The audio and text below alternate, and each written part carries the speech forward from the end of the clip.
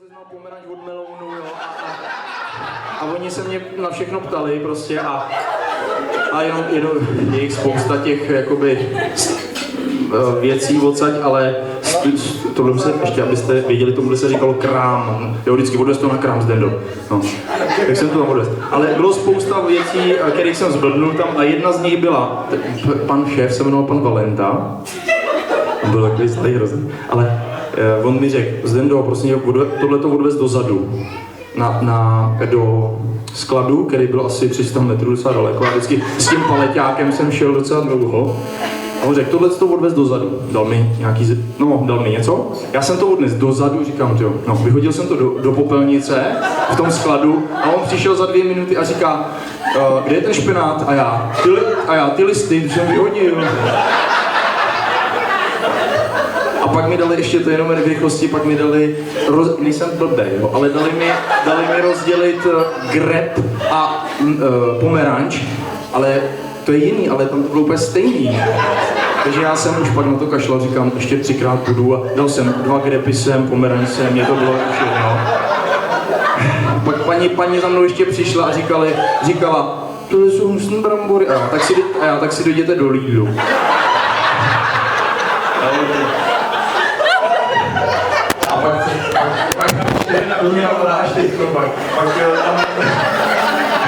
Potom tam byli, vždycky mi říkal, Zdendo, když se rozbije ta váha, tak to tady dáš takhle, dáš tam ty lístek, aby tam byl nahoru, dobrý, Kaufland to. No a pak prostě jsem tam, rozbili se obě váhy a ať na ty informace, ať pana Valentu zavolají. A oni, pan Valenta, ať se dostaví okamžitě na krám k zelenině, Zdeník má problémy. Přiběhli ty lidi, trochu jsem otáhal, a přiběh pan Valenta a pan stal, já tam opravoval spocený, nikdy jsem to nedělal, tu váhu a stál pan za mnou s melounem a já se tady na to vytědu. Zahodil ten meloun prostě zpátky, když se rozbil. No prostě viděl jsem si 3000 korun za 10 dní a koupil jsem si za toho Panasonicovýho Walkmana ještě v té době. Takže další slide, to je spoustu. Lenka Rozkočová bych představil. Narodila se v červenci, nebudeme říkat datum. Její první kručky, to máte v těch novinách, co jste dostali, ty, co už tady byly, tak její první kručky byly v 5 letech a naučila se až chodit ve svých 7 letech, jo? Takže rozdíl mezi náma takovejhle. Mezi její oblíbený sport patří keramika a malování. Malování, ale to dokáže malovat do spocena, že jo, Terko? Kde je Terka? Ta furt maluje, když přijede chudák po nějaký době. Terko maluje, Lenička furt, viď? Škola, to nebudeme říkat, jsem říkal Lení. Pracovní začátky Lenička, musím říct, že pracovala jako uklízečka. Poprvé. Další slide. Tady bych chtěl říct, že Lenička nikdy nemá čas, peníze a co na sebe. Vždy má pravdu, může bordeláře a bude mít nejkrásnější děti, až budou po dnešní noci. Z ničeho dokáže udělat salát, flirt a domácí scénu. Další slide. Kde jsme se poznali? Poznali jsme se v Nevadě. V této Nevadě, ale. To je v Písku, jo, tam já jsme jeli z tréninku a já jsem šel za jinou holku, se přiznám, Lení, to už víš. A kluci, myslím, tamhle Honza Klusovnici se postaví, děkujeme, poznáte ho, je vysoký, posaď se, Ošek. A no, ale díky Honzovi, já jsem šel za tu jinou holku, on ne, pojď na jedno pivo, dáme si tam jedno pivo. Já říkám, ne, já jdu za holkou, víš, ale pojď, dáme jedno. Tak jsme tam šli. No a naše ředitelka na Zdrávce na baru, čau Kostě, pila. A oni měli rozlučku po maturitní večírek. Tak tam jsme se seznámili. A Lenka mě dostala tím, že všichni, když jsem se jakoby seznamoval s holkama vždycky, celý svůj život, tak jsem říkal, aha, já jsem Kostě. A vždycky mi dali pusu na pusu, ale Lenička jediná mě dostala tím, že udělala, já jsem Lenka, a já jsem také dala pusu a ona. A dal jsem jí na vlasy pusu a ani jsem si jí nedal, protože jsem byl jako naštvaný. Tak další slide.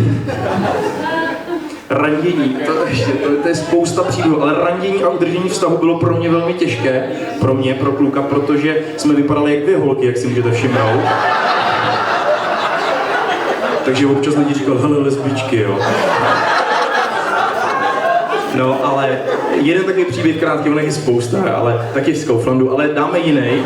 My jsme šli na rande s Lenkou, šli jsme na nějaký slavnosti ven, byly tam stánky a já, že si dáme maso a já koukám na to maso s Lenkou a pán přišel ke mně a na mě, mladá paní, co si dáte? A já jsem řekl prostě, tyjo, já jsem budu mluvit slušně, tyjo, já jsem kluk a on, tyjo, kdyby si měl kozy, tak do tebe jdu. A to je pravda tady to, jo, takže bylo těžké udržet ten vztah, protože jo, pak co já jsem koupil maso a jedli jsme. Další slide. Na co by Leni, teď vám pustím 2 videa, je to s muzikou, která je si vy na plný kule muzika, ale ještě nemačkejte, jenom zesílit muziku a první video vám řeknu, na co by Leniška nejradši zapomněla a já bych na to nezapomněl, protože si na to vůbec nepamatuju, jo. Takže to bude první video a druhý video ještě máme, že další slide, další slide. Co máme společné s Leničkou je jediná věc a to, že velmi rádi společně týráme děti. Fyzicky ne, i když to občas, na tomhle videu zrovna, ale nahoru slide. A teď pustíte ty videa, teď escape a pustíte ty videa. Prosím.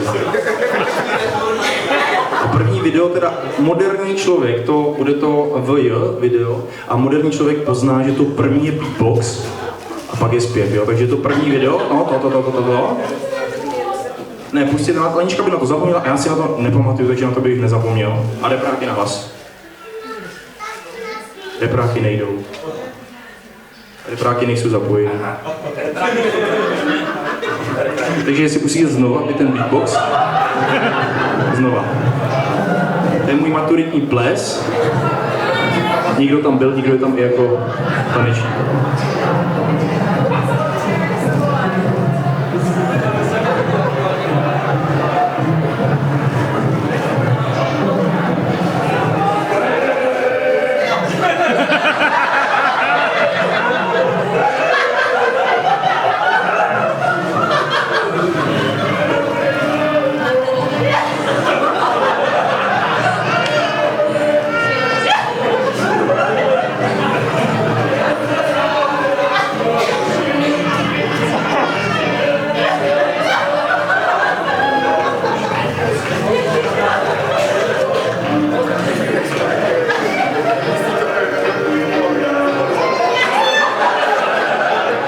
To rozjedou oni zrychlej.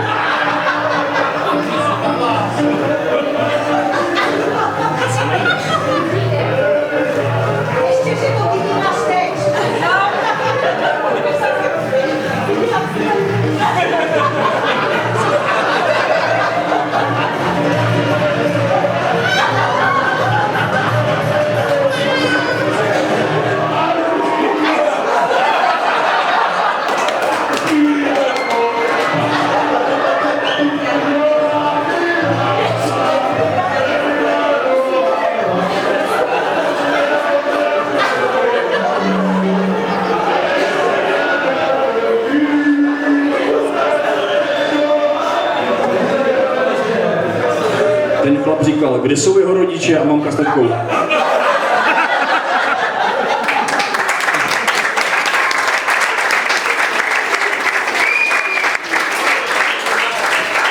A další video. Já si, děda mi pak říkal, Zdendo, děda, tamhle kabát říkal, Zdendo, a víš, že je to dál u vás, Alenko, Já jsem zpěl chuť do krásno, nevěděl až to. A další video, společně týráme děti. A tak na děti. Tak, a zvídlo. Hlavou. A teď si ruku bok, takhle. Ruce bok. No, a řekni mama.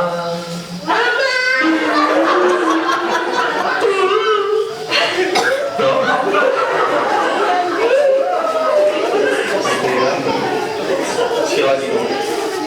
Stoupni se, stoupni. Stoupni si.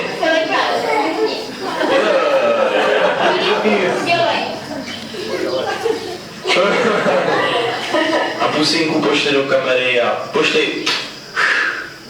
No, máš nějaký ťamanský tričo, ne?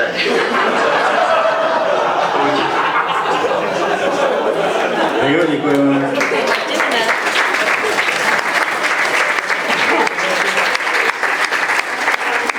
Ještě začneme té prezentaci od znova. Ne od znova, ale z tohohle slajdu. Dojďte tam, prosím, pane, vyskočím. Leo, dej to tam. Je Leonard, já říkám Leo. Ale tady obecný rozdíl, to jsem dal pro vás takovou informaci mezi mužem a ženou. Žena chce mnoho od jednoho muže a muž chce jedno od více žen. Další. Razantní změny tady, doufám, se nebudete smát, ale razantní změny za 8 let, co se změnilo u Leničky, dáme slide. Doskočila i Kostorizová, to je jedna. A potom další slide, co se změnilo u mě za 8 let je, jak si všimnete, těch změn tam bude víc, jo. Dejte teda další slide, 8 let, jo. No, tak trošku.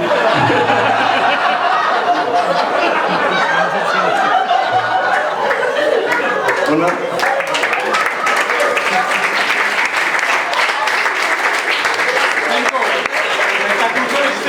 To je ta kulturistika, co si říká. Ne, ale tady bylo víc změn je levý prso, pravý prso, přímý, svaly břišní, těch je tam spousta, takže víc změn, nejenom jedna. A bábovka. Bábovka, no. A tady ještě pro srovnání klikněte, abyste viděli, je jich tam spoustu, no prostě. Leni, ale takový puchty jsem měl teď. Ale takhle už nevypadá, když se na mě teď podíváte, tak už nevypadá. Teďko. Další můžeš. Ale... Pro nějaký dotaz, jestli máte někdo, jste si připravili? Nikdo, nic, to jsme chtěli taky nahrát to, jako aby se někdo zeptal, ale už nebyl čas, takže nikdo nemáte. Máte? Tak jo. Když jsi si poprvé prdnul. Já nevím, jako před Lenkou? Já bych řekl, že ještě ne, Leni. Ne, ale fakt ne. Dneska jo, kdy. Lenka mi... Ne, já ještě fakt neprdělám na Leni. Ještě máte někdo jiný, nevíme teda. Další ještě někdo máte někdo něco. Chtěla říct, že máš štěstí, že si to pustila až dneska. No, tak já jsem to pustil schválně takhle.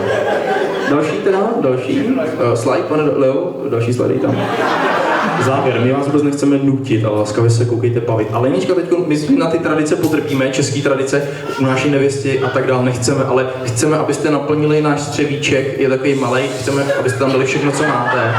Takže Lenička ho pošle tamhle odsud, chceme vybrat prostě peníze, jestli to pošleš, je to velikost 50, asi 16 nebo 18. Ne, děláme si srandu, nebudeme to posílat, my to nechceme, ale to je po Claytonovi. Ale tak to je tak pošli, na zvracení to pošli, na zvracení. Jako my jsme to nechtěli posílat, ale ať se každý podívá, oni jsou to boty od Clayton Morse, tady nechal boty, to byl Američan, který hrál basket za nás tady za písek a nechal je tady. Tak to byl spíš vtip, ale nemusíte nic dávat. Další slide. Děkujeme vám moc za pozornost, my bychom prosili potlesk.